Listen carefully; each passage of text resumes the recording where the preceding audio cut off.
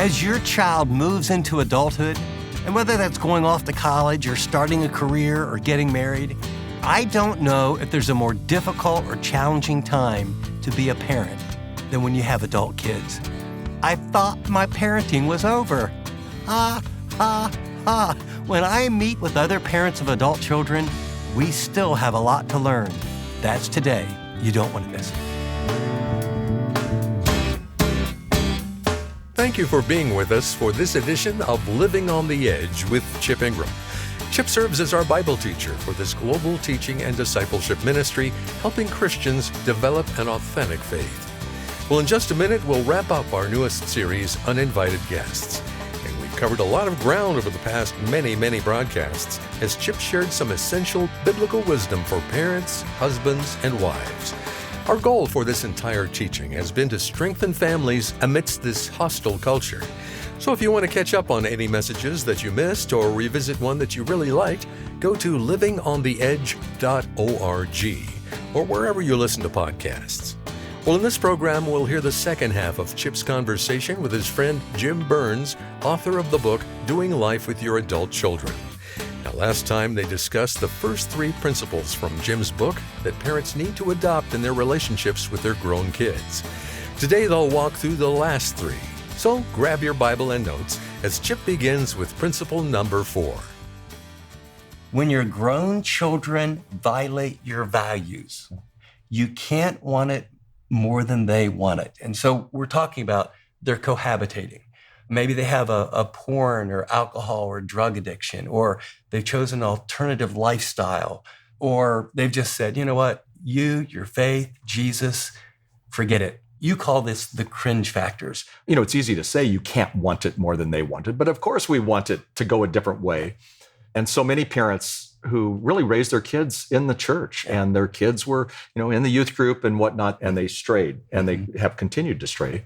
Yet, I think there's some principles that we can learn from this that can help us navigate it. And it's not a simple thing, because how do you show love and grace and hold to a biblical worldview that is different than where they're going? Plus, you're also dealing with your own grief. When one of our kids bumped, and not in a world's worst way, but, Kathy and I said, we should have had him more at youth group, or, if we would have prayed together more as a family, or we put it all on us. And one of the things I say in this case is that, really good parents sometimes have kids who make poor choices. Yes. And I think that's really important for us to hear as we deal with this. But when someone does this, you've got to give them tough love. Now, tough love, Chip, is not meanness. I think some people think, we have to be mean, and we start emptying all of our frustration, anger at our kids. Tough love is allowing the consequences to take place. Let me tell you an illustration. Friends of ours, their daughter raised in the church, great people. She went away to the University of Virginia, and she moved in with her boyfriend. Her parents were paying for college, and they went out and said, here's the deal. If you want to live with your boyfriend, you're acting like an adult, so that means we're not going to keep paying for this. And she said, but you call yourselves Christians, and I can't believe that you would do this. And, we love each other, and it's a new world, and understand the culture, and, all the things. Right. And they held their ground. Basically, this woman had no money now. And so she figured out how to kind of navigate through school for a little bit. She eventually called back and said, we've broken up. I want to come home and have a conversation with you. And I love that. So they showed love. But they also had, there's consequences to that. So because you moved in, we're not going to keep paying for school. That's part of the deal. I heard you say something, though, that I think is really important for people to hear is, this wasn't like spiritual ping pong. No. You moved in, okay, no more money. This was, we care about you. You're an adult. You can make your own decisions. Right. Whether it's about your sexuality or education or others. Right. At our house, we always talked about these 2 things go together, decisions and responsibility. So if you get 100% authority to make all the decisions, you get all the responsibility that goes with it. That's a great point. One of the things we talk about is that you can't bail them out if they make this decision. This is what's tough, especially when addictions and straying from faith and cohabitation, all these things, and there are consequences to that. But the non-bailing out says, I love you so much that I'm not going to enable you to make poor choices. Well, I will say, having been a pastor for over 35 years, what you're describing is what people intellectually may agree with, but the average Christian parent is saying, I just can't do that. Where do you get the kind of courage? Because My observation and the many emails and letters we get are train wreck after train wreck after train wreck of people bailing their kids out, and they don't learn, and there's not the consequences. Right. What do you say to that parent who says, okay, I paid for one rehab, nothing's changed, we can't get on the same page even as parents, which is a big one, about what does tough love really look like? Well, it's hard. And I think sometimes maybe you do pay for it more times. But the mistake we make is we continue to go in that direction. I just don't think that works. When they blow it, I think you say, here's what we can do and here's what we can't do. But I don't think it happens in the heat of the moment. I think you try to do it beforehand. If you choose to live in that lifestyle, then we're not going to pay for this. We still love you and we still are going to have a relationship with you, but here's what some of those consequences are going to be. And we're not going to bail you out. There's such a tension of truth and grace. And I think being able to say, I don't agree with you. You can make that decision. You're an adult. Right. If you want to live with your girlfriend, the research is that 10 years later, only 1 out of 10 people, right, even if you marry, will ever be together. Right. I'm for you. I love you.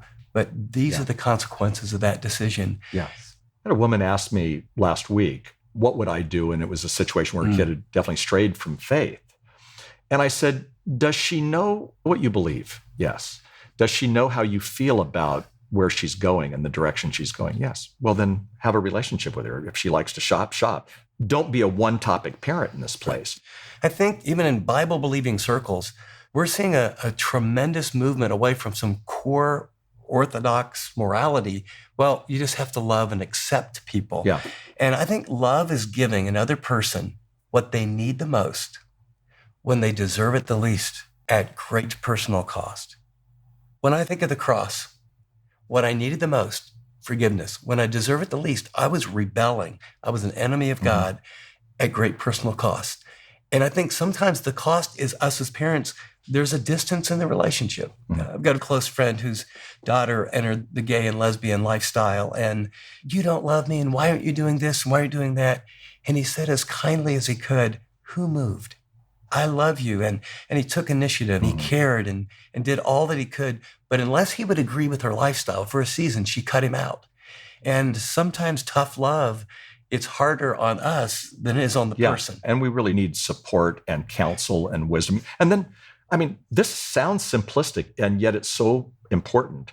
I think we have to relinquish our children to God. Yes. And I pray this prayer, I release and relinquish my children to your loving care and your tender mercies, because you love them more than I do. And I still don't understand that because I love my kids so much. I don't know where you're at, but I can only imagine that you or someone you love knows someone that has a grown adult child whose lifestyle, whose faith, or one of these cringe issues is a part of their life. Let me encourage you, don't give up on them. You keep as many doors open, and you are that prodigal father waiting, and yet you keep the consequences. And I think that's where parents often cave in and actually end up enabling the very thing, because they don't like the feeling of being called unloving or the distance with their child. Let me encourage you, don't be all love and no truth. Don't be all truth and no love. Build a relationship where possible. I mean, that's the principle. And I'll just tell you all, the word navigate is chosen very, very carefully, because sometimes the waters are smooth and sometimes they're rocky and sometimes you're in the middle of a storm. And Jim, we really want to talk about, I think, what people feel the most. And I love this principle. They will never know how far the town is if you carry them on your back.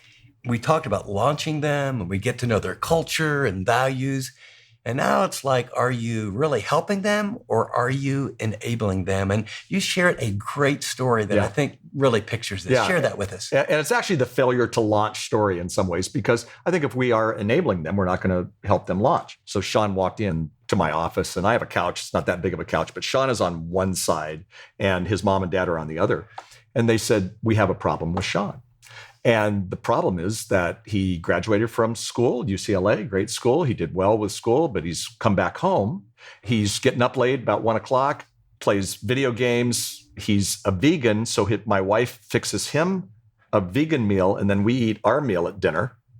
but he doesn't really eat with us. And then he kind of parties out most of the night and comes back and sleeps till 1. And now when Sean came in, he had a smirk on his face. He looked kind of happy. The mom and the dad were mad. They were mad at Sean. The mom and dad were mad at each other. Mm-hmm. The wife was just struggling like crazy as a mom. Her heart was broken. So they kept going on and on. And finally they said, Sean has a problem. And I said, actually, I don't think Sean has a problem. I think you guys have the problem. Sean has a pretty good life. You're taking care of him. You're even cooking him a different meal. And the point is that they were actually enabling Sean. He still had the family credit card.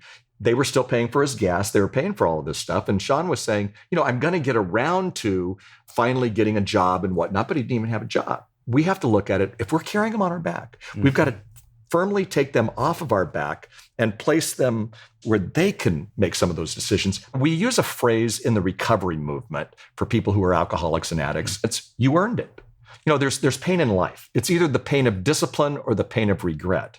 We have to teach our kids that. Right. And what I like to say, and somebody once said this to me, a man named Dr. Bill Hall, when the pain of remaining the same is greater than the pain of changing, that's when they'll change. Yeah. And that's good for me. That's good for my own relationship with God. It's good for my relationship with my wife, but it's also good for my adult children, that it is okay for them to have pain. And in fact, we have to look at sometimes their pain as something that's good. In many ways, it's the biblical principle that says you reap what you sow. Right. We have to allow some of that negative to happen so that you're not enabling them, but you're helping them to become the responsible adult who does not have a failure to launch. You're listening to Living on the Edge with Chip Ingram, and he'll be right back to finish today's message. But first, if this new series from Chip has inspired you, consider joining the Living on the Edge team. In fact, let me encourage you to stick around after the teaching to hear about a special gift we have for those who become monthly partners. You're not going to want to miss out.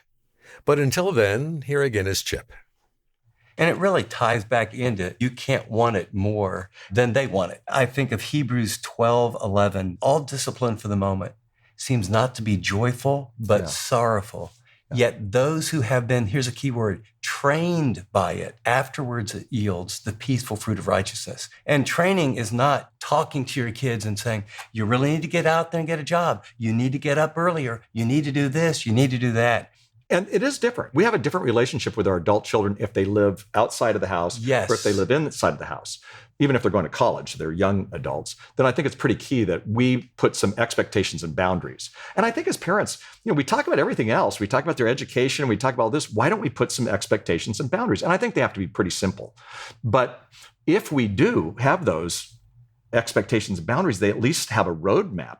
Be productive, honor our moral code when you're in the house. Now, again, you can't follow your kids all around. We'd like to sometimes, but you can't.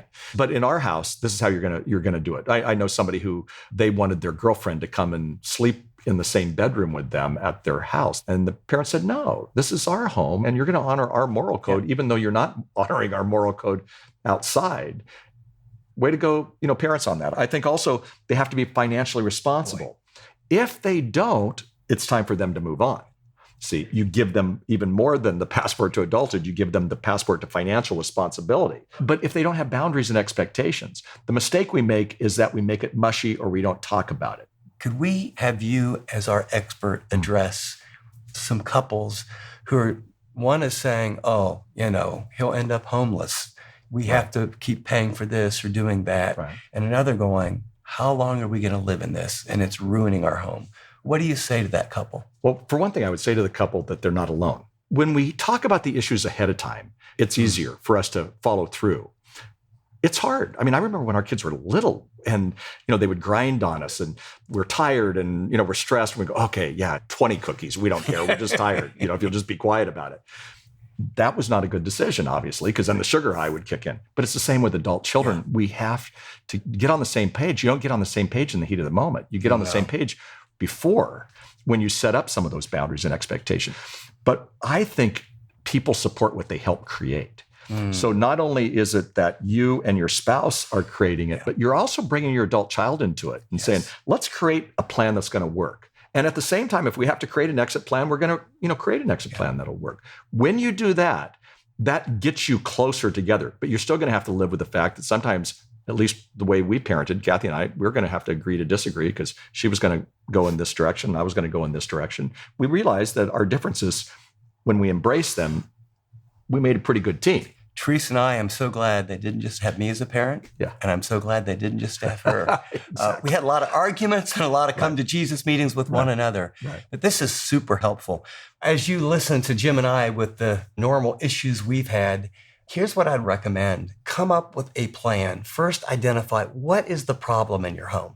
What are the real issues that are surfacing?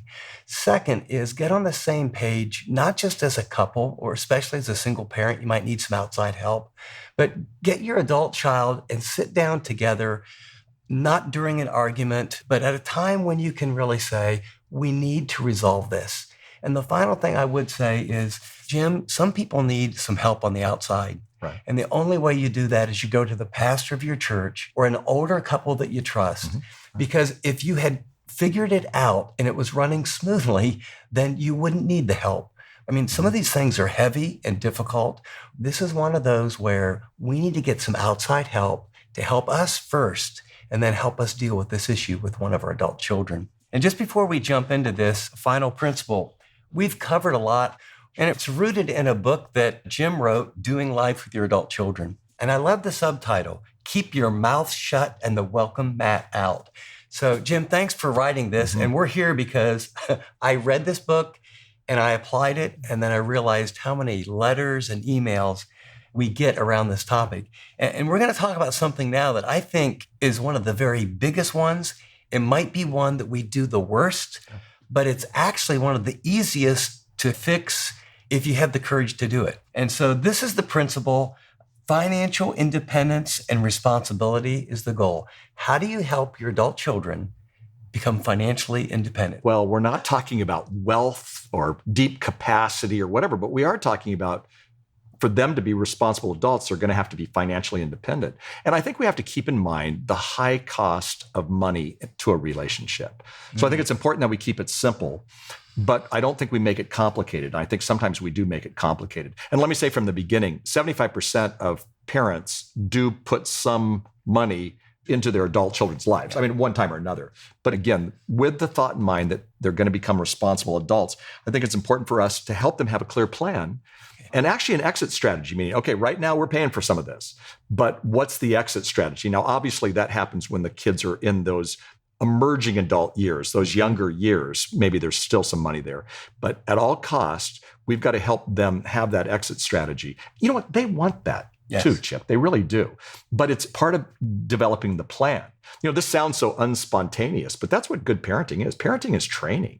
Parenting is discipline. You know, when Paul said to Timothy, discipline yourself for the purpose of godliness, he used an athletic term, meaning you're going to have to discipline yourself. And he was talking about godliness. But part of our godliness is how we handle our money. And what I like to say is when you say, I love you, you may still be saying no to giving them more money.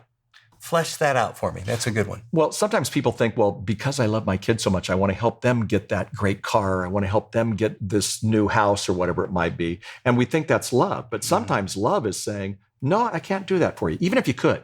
You know, I know of a couple who they help their children get into a house. I don't have a problem with that. But what they did was their kids wanted this amazing house. So they actually helped them get into a house that was more expensive than their house. And they took it out of retirement funds because their plan had been to retire at a certain stage and they needed those funds. Well, come to find out, even the kids couldn't afford this dream home. So now the parents have not only put money out of the retirement fund to do it, but they're also now paying a little bit monthly to help them. And finally, the thing blew up. What they should have said at the beginning was no, or said, you know what? We got into a starter home. It wasn't as snazzy as the home you want. We'll help you with this much. I was involved in 3 weddings, and what we had to do was say to our kids, hey, I know that the average wedding in America is this much, and we don't have that. So here's what we're going to give you, and go for it. In fact, if you want to go on a cheaper one, we'll still give you that much money. So I think part of what a parent can do for their adult children, and I think it starts even sometimes younger, is actually teach them to be good stewards of money. Things like have a budget. A lot of parents have never taught their kids how to have a budget, and then they just expect them to be okay. Well, why aren't we helping them create a budget? Now, some parents don't have a budget either, right? But help them have a budget. Help them understand that debt can be slavery. In fact, the Bible's pretty clear about debt. So again, we've got to teach them good stewardship. I think it starts really early. The passage that my children heard, Luke 16:10 says, "He who is faithful in a very little thing Yes. will be faithful also in much." And the context of that is money. And so you have to have this plan where, you're 19, you need to pay for your phone. You pay for this, and I'll pay for the insurance on your car. So we're graduating it. If you think that they turn 23 and are out of college and they have the skills, probably not a good plan. No, and the question you have to ask yourself, am I providing money to help them launch, or am I actually providing money that's going to prolong dependence on us? And so we're setting them up for failure. If they have been bankrupt or if they have huge college debt or whatever, now they get married. Well, 31% of marriages say that the number one reason they got divorced was because of money problems. So do we teach them delayed gratification? Do we teach them to give and to save? The people I know who give and save, those are young couples who really have done well. And, one young couple said to one of these mentors, well, how do we become good financial stewards? And he said 2 words, good decisions. Well, how do you make good decisions? 1 word, experience. How do you go through experience? 2 words, bad decisions. Right. And so again, let your kids learn on their own. Cheer them on, but don't enable them. Way too many parents enable their kids and it gets complicated and they get angry and then the kids don't pay back. Now you got a relationship problem as opposed to just a financial problem. I remember when my son was probably 19 years old, maybe 20, so excited. "Dad, do you see that car? Yeah, it's great. Well, I don't have quite enough credit. Will you co-sign?" I said, "No." "Well, what do you mean?" I said, "No, buy a car you can afford." "Well, how much do you have saved?" "Well, I don't have anything saved." "Then I guess you're not ready to buy a car." And, he had a pretty old car that he didn't like, that he could afford. And he looked at me like, "You're the devil incarnate. I thought you loved me. I thought you were my dad, And I look back on that as feeling a little bit bad for a moment and then realizing how important that is. And we had 3 jars when my kids were small: giving, saving, spending. And we started with 10 pennies, 10 dimes, all the way through having a bank account, learning to write your checks before you graduated. Now, no one writes checks anymore. But I would just say this is one where, again, you might need some outside help because the fact is most of their parents aren't on a budget. Most of their parents have a lot of debt. And this is one where you, I think, have to look at yourself and say, we need to get our house in order and resist this. I feel like I'm a good parent because I'm buying or taking care of things, often going into debt to do it. I have a friend who actually was kind of in that realm. They weren't working on a budget and they were struggling themselves with their adult children, and they were giving their adult children money, not thinking about it. And they ended up going to a class at a church, Financial Peace University. Yep. And so then they worked together to get their acts together, both of them. And you know what? Both of them are now debt-free. And, that improves the marriage. So they actually helped the marriage of their son and daughter-in-law because they took the courageous step for them to get healthy financially first. Well, I will just tell you that of all the things as a parent you can do is help your children get financially stable, independent, and trust in God. This is Living on the Edge with Chip Ingram, and you've been listening to the remainder of Chip's insightful conversation with author and speaker Jim Burns. To learn more about Jim's book, Doing Life with Your Adult Children, visit livingontheedge.org or call 888-333-6003. Well, our Bible teacher Chip Ingram is here in studio now to share something really important with all of you. Thanks, Dave. Have you ever tossed a rock in a pond and watched the ripples travel across the water? Well, the same principle applies to committing to be a God-honoring family. When a couple loves God and are loyal to one another, you have the ability to create a godly home and raise godly kids and grandkids, and it ripples for generation after generation. Strengthening families is our passion, and I want you to know you are playing a vital role in making that happen at Living on the Edge. When you support us financially, you're investing in our work to establish a legacy of Christ-centered families. You know, we can blame lots of other people and we can talk about the media or education. I've got news for you. The research is crystal clear. It begins with the family. Your support financially at Living on the Edge will help us build families that raise kids and grandkids that walk with God. And right now, during this series, those of you who choose to become monthly partners will receive the Marriage That Works truth cards as our way of saying thanks. Pray about partnering with us and then follow God's lead. Great challenge, Chip. And please know how much we appreciate your sacrifice. Your regular support allows us to plan our next steps as a ministry and be ready to walk through doors that God opens for us. And as Chip said during this entire series, if you become a monthly financial partner of Living on the Edge, we'll send you our newest resource, the Marriage That Works Truth Cards, as our thank you. Learn more by going to livingontheedge.org or by calling 888-333-6003. Again, that's 888-333-6003 or visit livingontheedge.org. App listeners, tap donate. Well, from all of us here, I'm Dave Drury, thanking you for listening to this edition of Living on the Edge, and I hope you'll join us again next time.